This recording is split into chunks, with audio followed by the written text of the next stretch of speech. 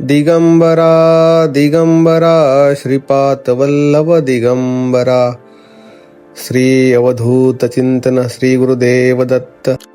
नमस्कार मंडळी. मंथन सावंतांचं मंथन या युट्यूब चॅनलवर तुमचं स्वागत असा.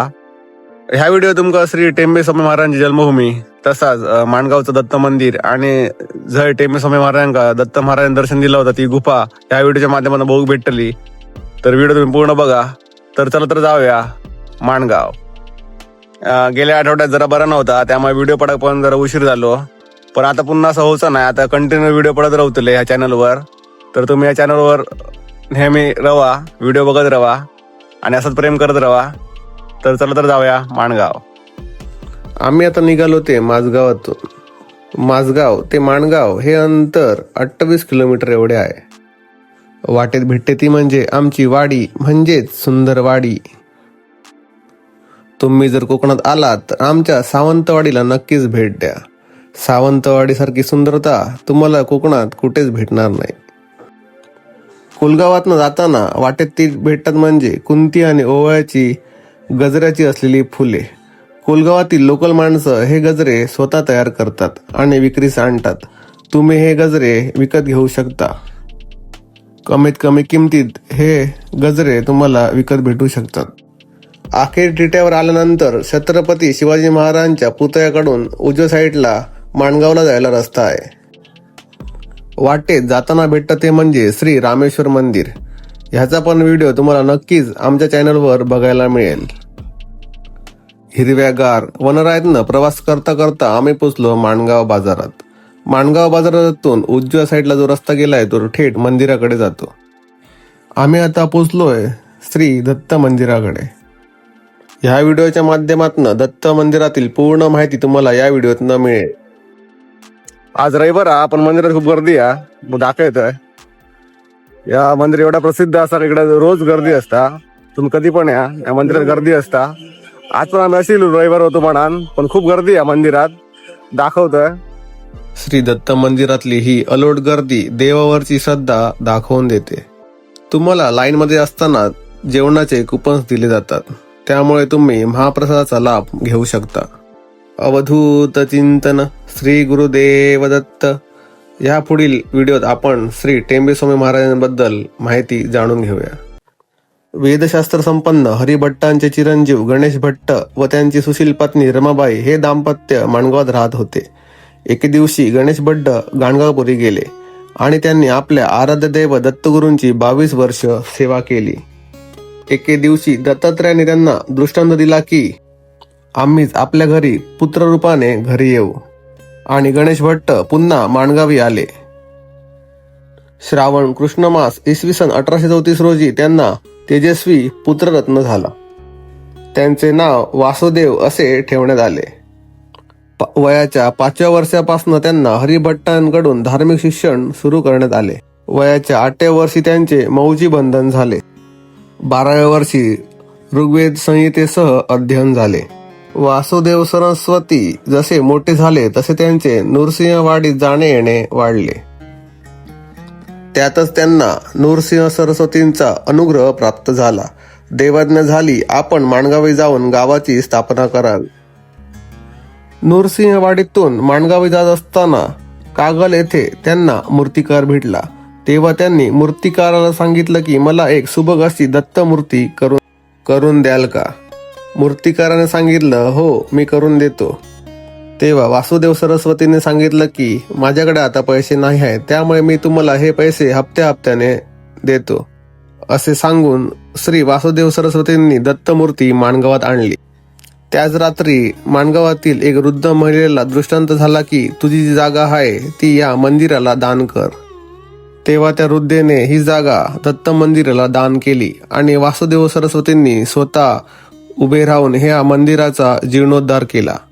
अशा प्रकारे माणगावात एक सुबक आणि चांगलं असं दत्त मंदिर उभे राहिले. मंदिराच्या दोन्ही बाजूस लाकडी खांब आहेत. ते महाराजांनी अभिमंत्रित केलेले आहेत. त्यांच्या नुसत्या स्पर्शाने कुठल्याही बाधेचे निरसन होते. टेंबे स्वामी महाराज वयाच्या 35व्या वर्षीपर्यंत माणगावात वास्तव्यास होते. दिगंबरा दिगंबरा श्रीपाद वल्लभ दिगंबरा हा मंत्र सगळ्यांना त्यांनी दिला. टेंबेस्वामी महाराजांनी अनेक ग्रंथ लिहिले. हे ग्रंथ तुम्हाला मंदिराच्या आवारात पाहायला व विकत घ्यायला मिळतील. टेंबेस्वामी महाराजांनी 23 चातुर्मास पूर्ण केले. सगळ्या प्रकारचे ग्रंथ मंदिराच्या आवारात उपलब्ध आहेत. मंदिराच्या पाठीमागून एक पायवाट गेलेली आहे, ती थेट गुहेकडे जाते. चला तर बघूया ती गुफा आणि गुफेबद्दल माहिती.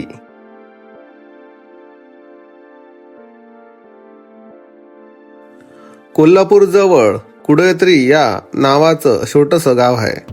या गावात दत्तात्रय गुळवणे व सौ उमाबाई गुळवणे हे सात्विक कुटुंब राहत होते. प्रत्येक पौर्णिमेला हे कुटुंब नरसिंहवाडी दर्शनाला जात असत.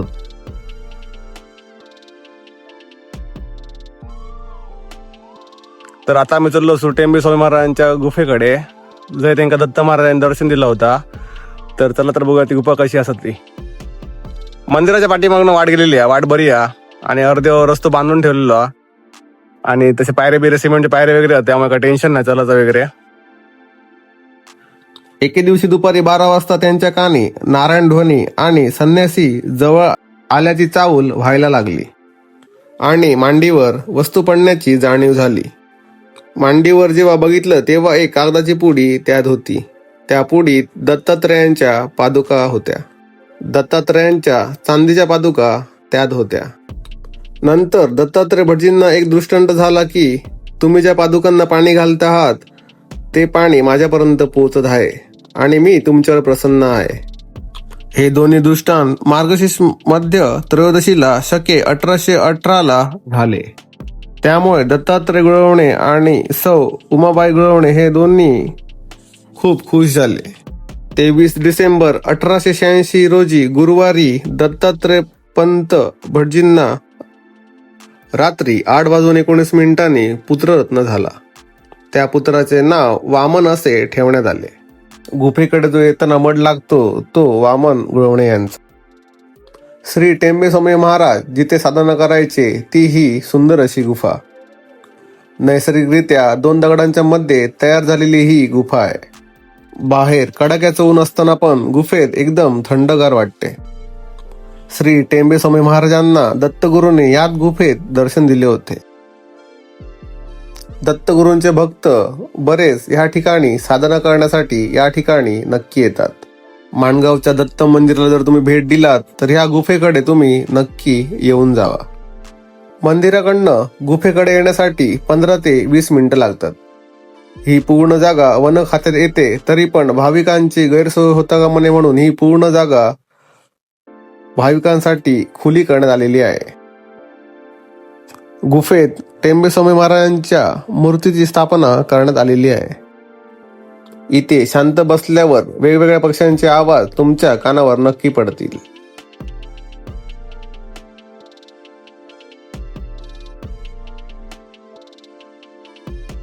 टेंबेस्वामींच्या गुफेच्या जर पुढे गेल्यानंतर एक असं व्ह्यू पॉइंट आहे, तो तुम्ही पुढे बघू शकतात.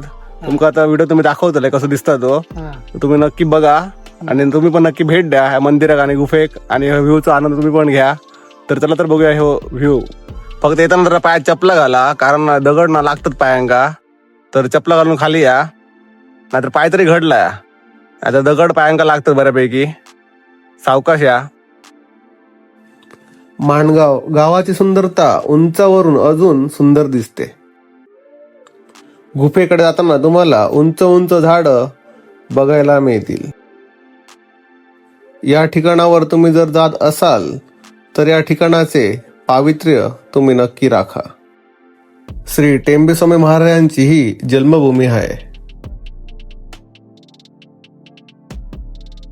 वरती एकदम भारी मस्त स्पॉट आहे. गावात बरोबर स्पॉट आहे. मग गावात मी तर पहिल्यांदा येईल, योग नव्हतं. हे सगळे मुंबईकर आहेत, पहिल्यांदा येईल सगळे.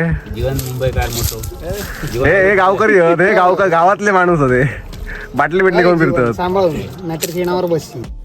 चला तर आता आपण जाऊया एकशणीच्या मंदिराकडे. भारतातील एकमेव एकशणी मंदिर माणगावात आहे. नरसोबाच्या वाडीला ज्या पादुका आहेत तेथे नूरसिंह सरस्वती यांचे 12 वर्ष वास्तव्य होते. नरसोबाच्या वाडीला समोरच कृष्णा नदी आहे. तेथे अमरापूर म्हणून एक गाव आहे. तेथे 64 योगिनींचं वास्तव्य आहे. त्यांची प्रमुख देवता यक्षिणी देवी होती. नरसोबाच्या वाडीतनं महाराज गाणगापूरला जात होते तेव्हा योगिनीने त्यांना विचारलं, तुम्ही जर आता गेलात तर तुमचं दर्शन आम्हाला कसं होणार?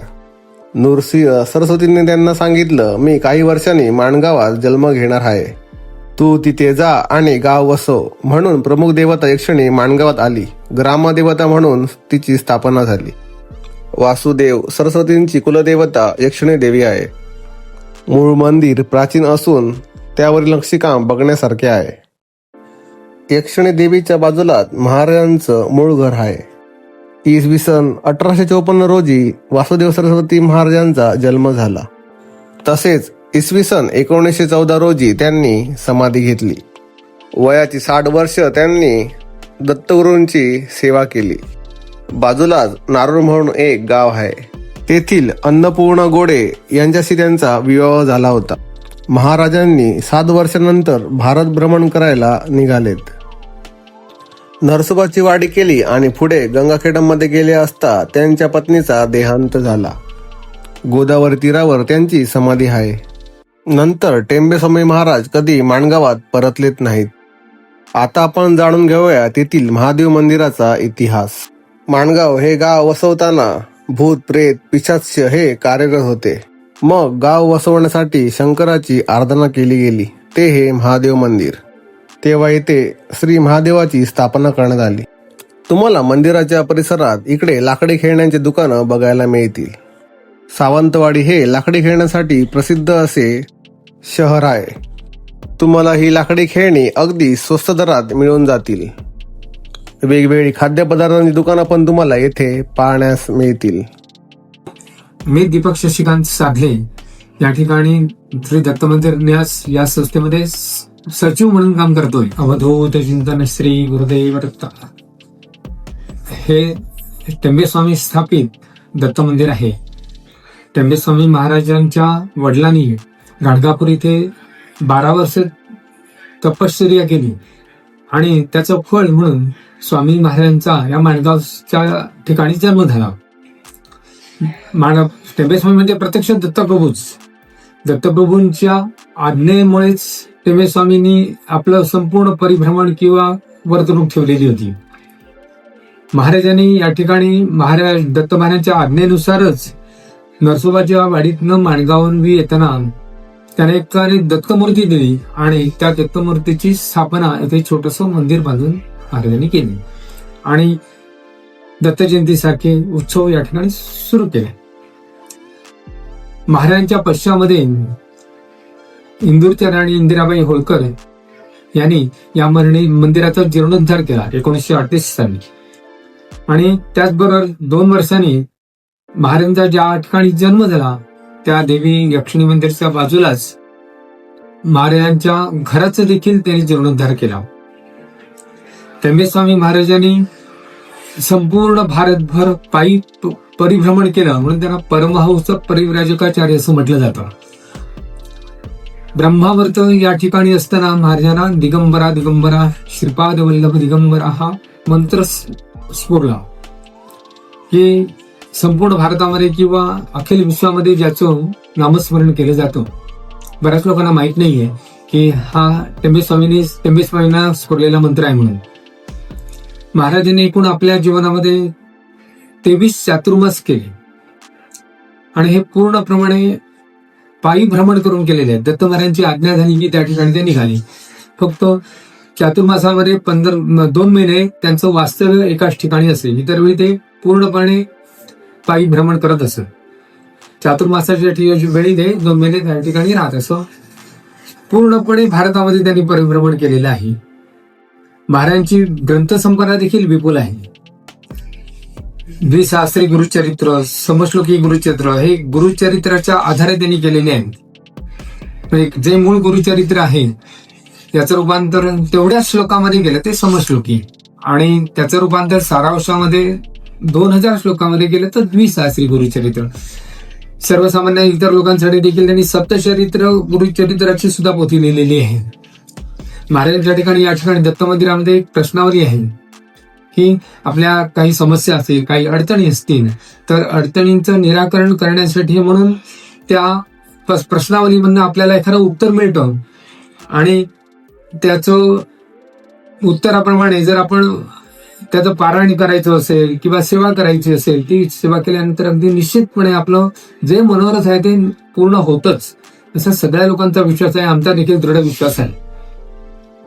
महाराजांना जाऊन आता जवळ 250 वर्ष झाली.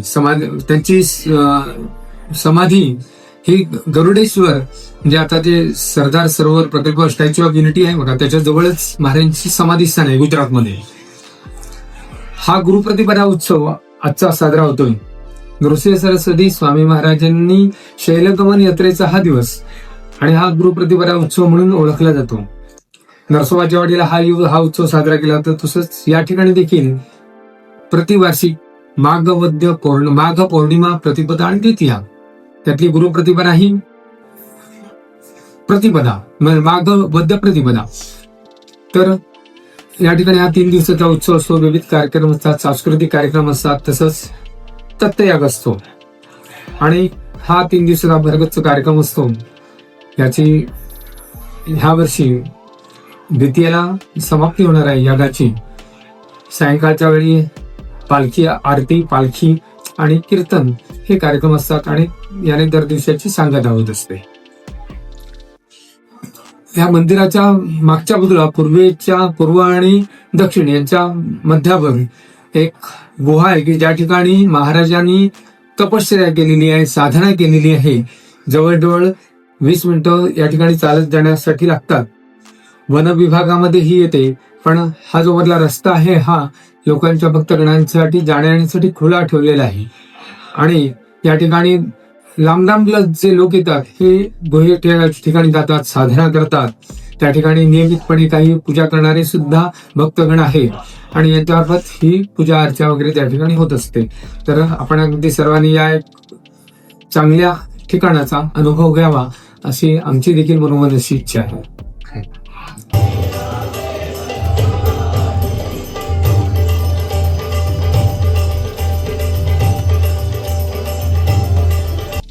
ह्या मंदिरात विविध सांस्कृतिक कार्यक्रम नेहमी होत असतात. तर चला तर आता आपण जाऊया महाप्रसाद घेण्यासाठी. माणगावच्या दत्त मंदिरात रोज महाप्रसादाची उत्तम सोय केलेली असते.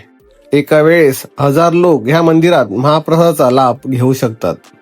तुम्ही पण ह्या मंदिरात लवकरात लवकर भेट द्या. नमस्कार, मी मंथन सावंत. तर तुम्ही पूर्ण व्हिडिओ बघितला असतोच. व्हिडिओ कसं वाटलं तर कमेंट मध्ये नक्की तुम्ही सांगा.